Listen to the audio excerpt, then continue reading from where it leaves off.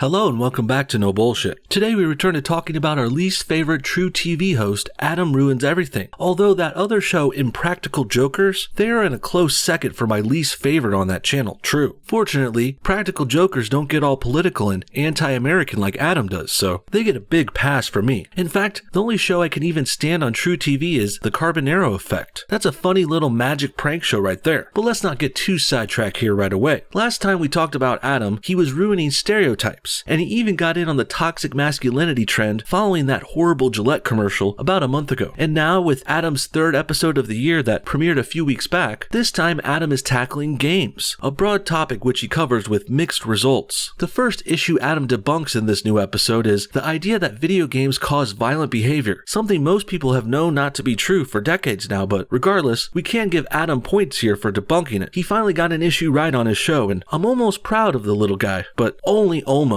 You see, don't worry y'all, all of my goodwill toward Adam gets thrown out the door in the second section here. Next, Adam explains how the board game Monopoly was originally conceived to explain how capitalism was damaging to society, supposedly. And yeah, right, capitalism has been really damaging the United States. Yeah, it's been damaging our society for centuries now. In fact, capitalism has damaged America so hard, we're now the richest and best country in the world. Jeez, poor us and our capitalism. No one else should even try this, guys. All you other countries out there, keep trying your socialism and communism and leave the capitalism to us. You guys don't want to be this successful, trust me. Just kidding, of course. Capitalism's the best, and it's not damaging or nothing. And before we get to the clips of the show here, let me just say, my main issue with Adam is his tendency to shit all over America in any way possible. He does this on his show all the time. He hates on white people, he hates on our history, he says we're racist against Asians and racist against blacks and all kinds of crap, talking about redlining and suburbs and ruining our history and ruining our marijuana and talking about this and that. Adam is always going after the United States. It's an endless cycle. This time the only difference is Adam is focusing on our capitalism once again. Last time it was our privilege and he shamed us for winning wars and stuff like that in that stereotypes episode. And what I found most obvious about Adam's attempt to tear down Monopoly here is he's attacking capitalism again. Just like when we covered him a few weeks back and he was hating on big tech corporations for being too successful. Needless to say, Adam's got a pretty big tendency to not only hate capitalism but also support socialism, a failed ideology. He does this all the time, so this one's not very different, but it is worse. But hey, don't take my word for it. Let's go ahead and turn to his episode of the show now and you can see what I'm talking about. It's pretty cringy. The point is to make enough cash to crush anybody that can't compete.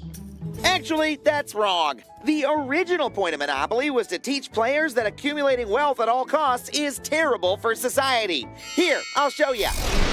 Not really, Adam. Just because you found some other similar game that predates Monopoly doesn't mean Monopoly was originally anti-capitalist. You are rewriting history in order to shame us once again. Not gonna work on me, bud. The basic premise Adam is going with here is that there was another game called the Landlord's Game that predates Monopoly, and since that game was similar and pro-socialist, Adam is favoring them hardcore. In fact, he's siding with the socialists so hard, he's claiming that they invented the pro-capitalist Monopoly board game. You know, the one that's been wildly successful and popular for generations. And now they make versions of it for everything, for different sports teams, for different cities and towns and countries. Monopoly's everywhere. But here's why Adam is wrong with his assumption. Basically, knockoffs, spin-offs, parodies, and remakes are allowed, and they're considered original works in their own right often too. So if another version of the Landlord's Game became more popular later on, that doesn't mean that the game's creator invented Monopoly. That means her game inspired it, sure, but Adam wants to give her all the credit, probably because the lady who invented the Landlord's Game was a socialist activist. Not kidding. And her and Adam sound pretty butthurt about the fact that the pro-capitalist spin-off version is what's doing worlds better out in the public. Adam even has the balls to say Monopoly itself was originally pro-socialist. Even though the rules and the spirit and the entire premise has been pro-capitalist the whole time, Adam is misconstruing the Monopoly game's premise here in order to pretend that it was socialist like its predecessor, even though that was another game from another person that was socialist way before, and that game never took off or became very popular. Really, it's the Monopoly version that became wildly popular because they made the genius move to make it pro-capitalist. That's why it was fun and sold well, and that's why we're still talking about it to this day. And in my opinion, Adam is just going along with an old copyright dispute case. For political reasons, of course. Cases like this are filed all the time when things get popular. This person will claim to have produced a certain song before it was made popular by so-and-so. Another company can sue its competitor claiming they were the original creators of software or a video game or something. In fact, Bethesda Studios just won a lawsuit against Warner Brothers for something very similar. Warner Bros. Made a knockoff version of their Fallout Shelter game, but their version was based on the Westworld TV show. And if you applied Adam's logic to this situation, he would say the Westworld game was originally created by Bethesda as a post-apocalyptic survival series. But I would still argue that even though Warner Brothers stole the format and the engine from Bethesda, they still remade it into their own original game with different characters, stories, and playstyles. Basically, just because another creator borrows another game's engine doesn't mean the original creators of that engine created the spin-off as well. That's the premise Adam's whole bit here depends on, and it falls apart completely if you just think about it for 1 minute. Maggie called her idea the landlord's game, and it was meant to demonstrate that while the winner-take-all system of capitalism forces everyone to fight against each other, when wealth is equally distributed, all of society wins. Wow, Adam, you're sounding pretty pro-socialist right here, buddy. I mean, it's one thing to try and pretend Monopoly was originally pro-socialist, but you supporting it outright is a whole other ballgame. So much for being neutral and fact-based, I suppose. Adam has shown his true colors here, and once again, they ain't too pretty, just like his outfit. Adam tries to portray socialist as this nice and happy system where everyone gets to share the wealth, but really, socialism is akin to communism, where they don't even allow you to handle your own money or affairs. Everything is controlled and dictated to you by the state. And I don't know about you guys, but I don't want the government any bigger than it already is. Not to mention, socialism has failed time and time again. We have living examples of this, like when Russia collapsed in the early 90s. I was alive to see that, but maybe Adam wasn't, or he's too dumb to remember. And sure, socialism took Russia pretty far. They were a world superpower for quite some time, but that all ended up being a house of cards. Russia fell apart under socialism, and it's only now coming back into glory because it's gone capitalist. Socialism is also what's ruining Venezuela right now in South America currently. Their Marxist streak there has, of course, led to corruption, and the people are dying and starving in the streets. Not to mention the Venezuelan dollar is worth next to nothing now. People have to carry around wheelbarrows of that currency just to go out and buy a sandwich or a loaf of bread. Another way to look at this is, sure, capitalism has its rich people at the top too, but they have incentives to pay their employees well and to compete because they want the best workforce and the best company to produce the best results in a competitive market. In socialism though, what really happens is, instead of businessmen getting rich, it's the government employees who get rich. They funnel wealth into their families easily because the socialist government controls all the means of production. This also results in less competition in those countries too, and the companies also become shittier because they have no incentives to do any better. Why work harder if you're still going to get paid the same as everyone else anyway? I think you get my point. And back to Adam, the idiot who's pushing socialism in 2019 in the United States, while also bashing our capitalism, the system that made Adam rich and put him on TV after all. What a goddamn joke. And lots of people loved it.